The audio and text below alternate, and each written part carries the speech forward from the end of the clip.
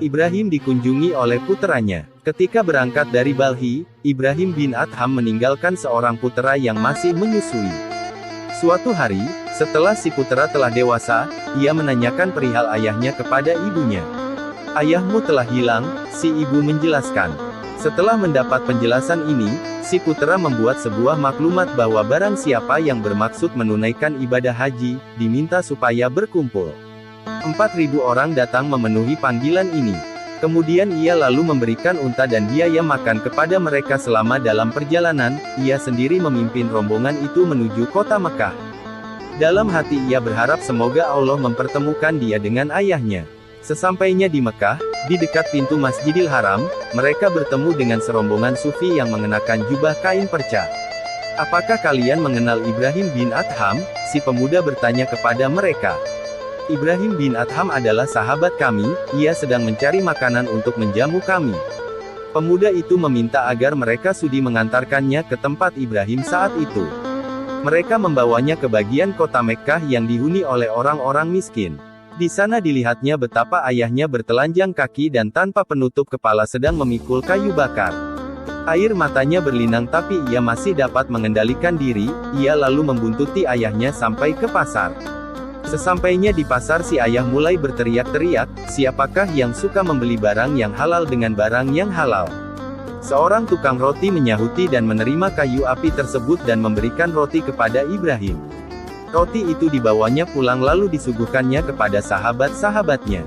Si putera berpikir-pikir dengan penuh kekhawatiran, "Jika kukatakan kepadanya siapa aku, niscaya ia akan melarikan diri." Oleh karena itu ia pun pulang meminta nasihat dari ibunya, bagaimana cara yang terbaik untuk mengajak ayahnya pulang. Si ibu menasehatkan agar ia bersabar hingga tiba saat melakukan ibadah haji.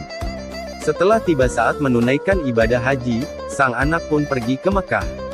Ibrahim sedang duduk beserta sahabat-sahabatnya. Hari ini di antara jamaah haji banyak terdapat perempuan dan anak-anak muda. Ibrahim menasehati mereka, "Jagalah mata kalian." Semuanya menerima nasihat Ibrahim itu. Para jamaah memasuki kota Mekah dan melakukan tawaf mengelilingi Ka'bah. Ibrahim beserta para sahabatnya melakukan hal yang serupa. Seorang pemuda yang tampan menghampirinya dan Ibrahim terkesima memandanginya. Sahabat-sahabat Ibrahim yang menyaksikan kejadian ini merasa heran namun menahan diri sampai selesai tawaf. "Semoga Allah mengampunimu," mereka menegur Ibrahim. "Engkau telah menasehati kami agar menjaga mata dari setiap perempuan atau kanak-kanak, tetapi engkau sendiri telah terpesona memandang seorang pemuda tampan. Jadi kalian telah menyaksikan perbuatanku itu?" "Iya, kami telah menyaksikannya," jawab mereka. Ketika pergi dari Balhi, Ibrahim mulai memberi penjelasan. "Aku meninggalkan seorang anakku yang masih menyusui.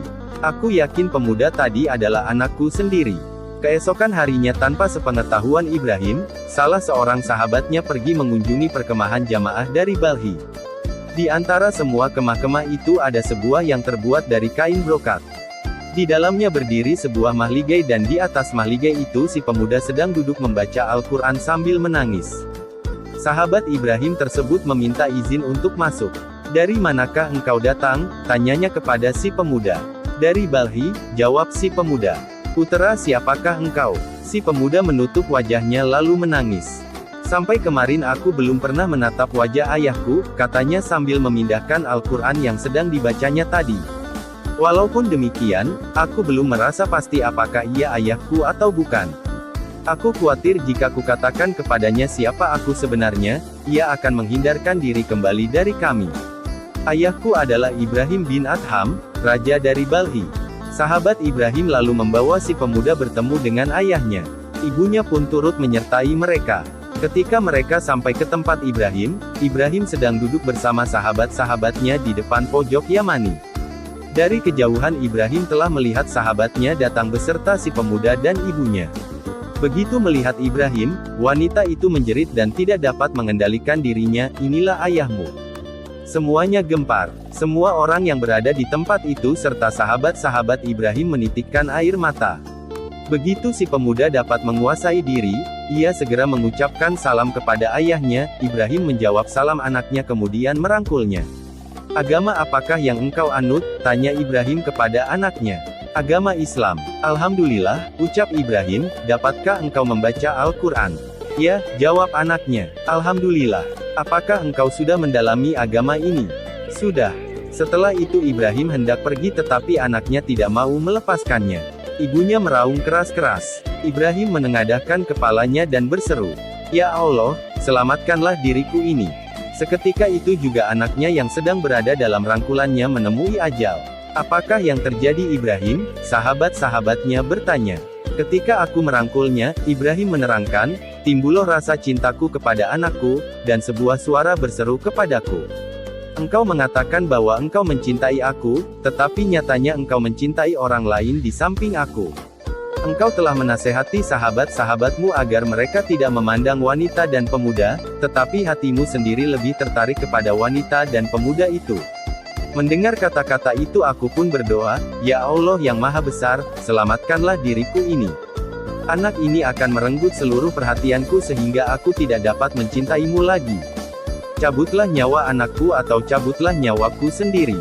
Dan kematian anakku tersebut merupakan jawaban terhadap doaku. Anekdot-anekdot mengenai diri Ibrahim bin Adham. Seseorang bertanya kepada Ibrahim bin Adham, "Apakah yang telah terjadi terhadap dirimu sehingga engkau meninggalkan kerajaanmu?" "Pada suatu hari aku sedang duduk di atas tahta dan sebuah cermin dipegangkan di hadapanku. Aku memandang cermin itu, tiba-tiba yang terlihat olehku adalah sebuah kuburan sedang di dalamnya tak ada teman-teman yang kukenal. Sebuah perjalanan yang jauh terbentang di depanku sedang aku tak punya bekal. Kulihat seorang hakim yang adil sedang aku tidak mempunyai seorang pun yang membela diriku. Setelah kejadian itu aku benci melihat kerajaanku. Mengapa pula engkau meninggalkan Khurasan?" Sahabat-sahabatnya bertanya. "Di Khurasan banyak kudengarkan kata-kata mengenai sahabat sejati," jawab Ibrahim. "Mengapa engkau tidak beristri lagi?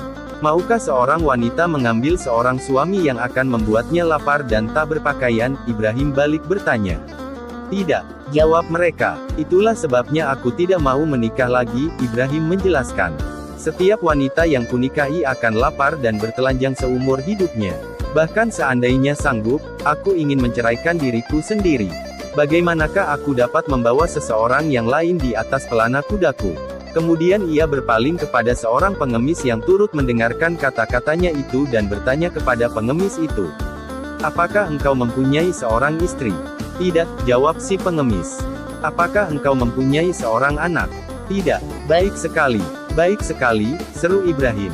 "Mengapa engkau berkata demikian?" si pengemis bertanya.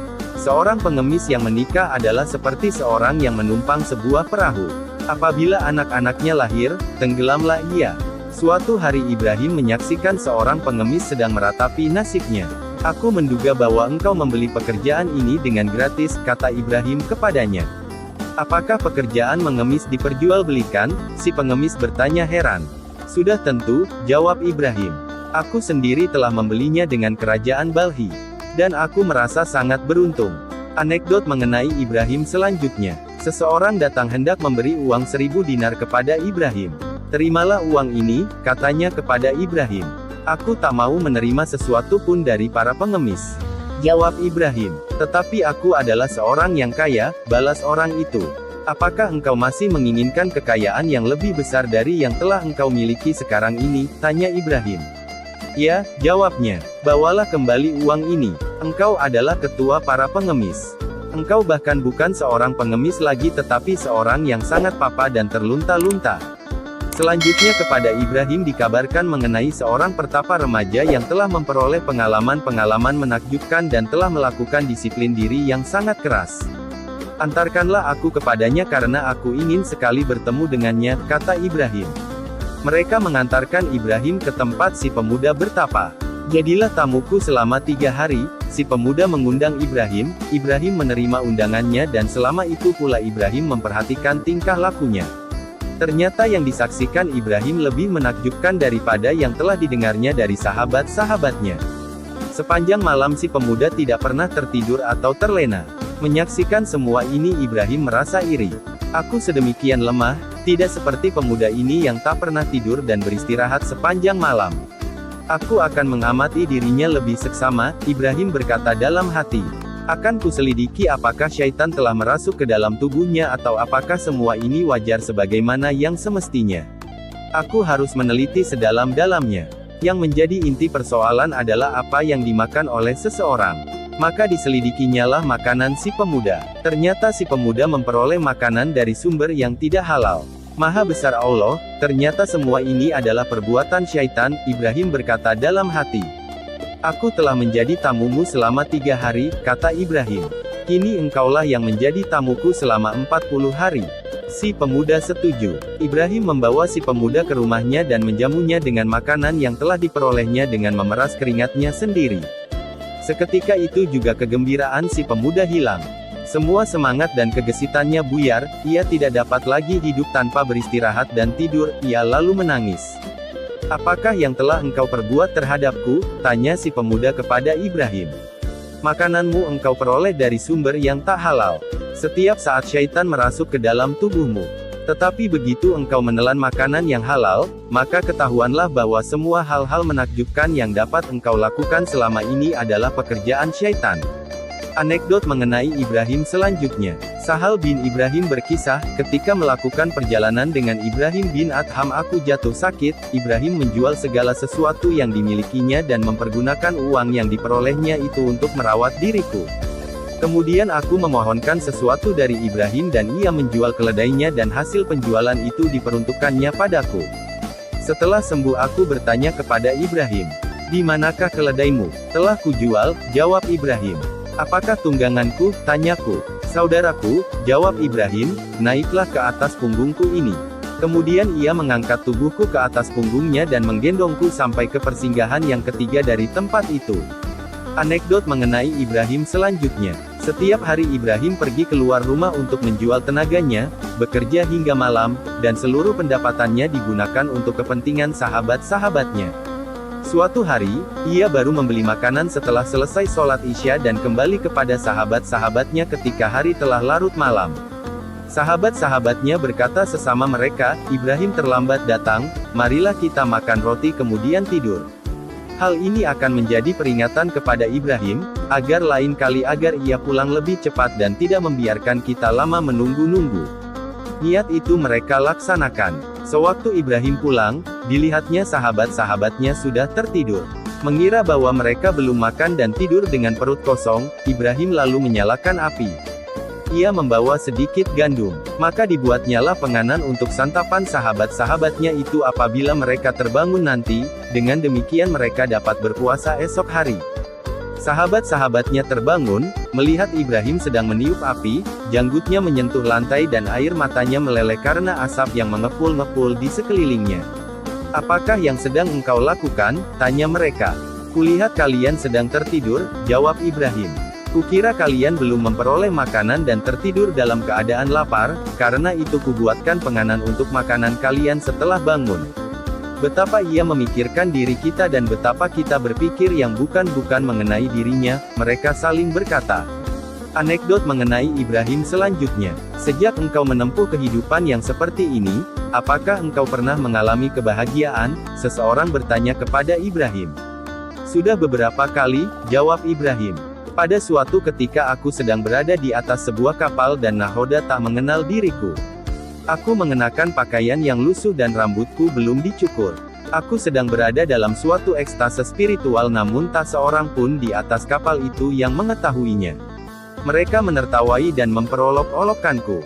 Di atas kapal itu ada seorang pembadut.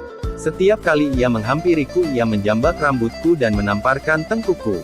Pada saat itu aku merasakan bahwa keinginanku telah tercapai dan aku merasa sangat bahagia karena dihinakan sedemikian rupa. Tanpa terduga-duga, datanglah gelombang raksasa. Semua yang berada di atas kapal khawatir kalau mereka akan tenggelam.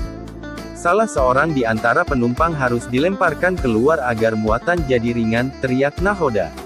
Mereka segera meringkusku untuk dilemparkan ke laut. Tetapi untunglah seketika itu juga gelombang mereda dan perahu itu tenang kembali. Pada saat mereka menarik telingaku untuk dilemparkan ke laut itulah aku merasakan bahwa keinginanku telah tercapai dan aku merasa sangat berbahagia. Dalam peristiwa yang lain, aku pergi ke sebuah masjid untuk tidur di sana. Tetapi orang-orang tidak mengizinkan aku tidur di dalam masjid itu sedang aku sedemikian lemah dan letih sehingga tak sanggup berdiri untuk meninggalkan tempat itu. Orang-orang menarik kakiku dan menyeretku keluar. Masjid itu mempunyai 3 buah anak tangga. Setiap kali membentur anak tangga itu, kepalaku mengeluarkan darah. Pada saat itu aku merasa bahwa keinginanku telah tercapai. Sewaktu mereka melemparkan diriku ke anak tangga yang berada di bawah, misteri alam semesta terbuka kepadaku dan aku berkata di dalam hati, mengapa masjid ini tidak mempunyai lebih banyak anak tangga sehingga semakin bertambah pula kebahagiaanku. Dalam peristiwa lain, aku sedang asyik dalam ekstase. Seorang pembadut datang dan mengencingiku. Pada saat itu aku pun merasa berbahagia. Dalam sebuah peristiwa, aku mengenakan mantel bulu. Mantel itu penuh dengan tumai yang tanpa ampun lagi mengganyang tubuhku. Tiba-tiba aku teringat akan pakaian bagus yang tersimpan di dalam gudang, tetapi hatiku berseru, mengapa? Apakah semua itu menyakitkan? Pada saat itu aku merasa bahwa keinginanku telah tercapai. Gimana tanggapan Anda tentang kisah ini? Oh ya, jangan lupa subscribe dan ketuk loncengnya, agar bisa mengikuti kisah-kisah update terbaru. Mudah-mudahan dengan izin Allah bisa menghidupkan hati yang mati dan menumbuh suburkan semangat untuk ibadah. Amin ya Allah.